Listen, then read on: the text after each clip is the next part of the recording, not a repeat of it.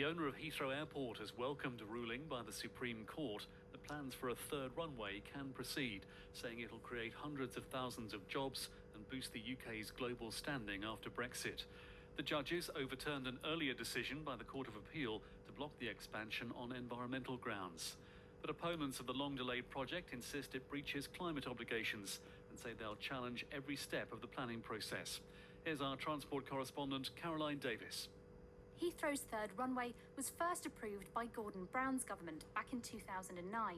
Since then, it's been ruled out by David Cameron's government and approved by Theresa May's. In February, the Court of Appeal decided that expanding the airport was unlawful, as it didn't meet up-to-date UK climate targets.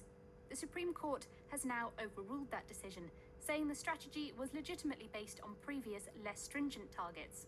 It's a setback to campaigners who've raised concerns about carbon emissions and the disruption to all those living under the flight path.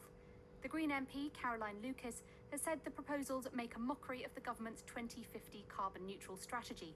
Paul McGuinness is from the No Third Runway coalition. It's very disappointing.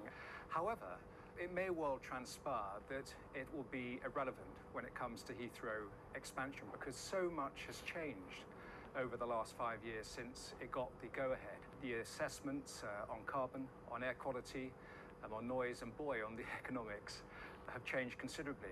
Opponents of the scheme have also argued that climate change concerns and the reduced use of air travel during the pandemic have weakened the argument for the runway.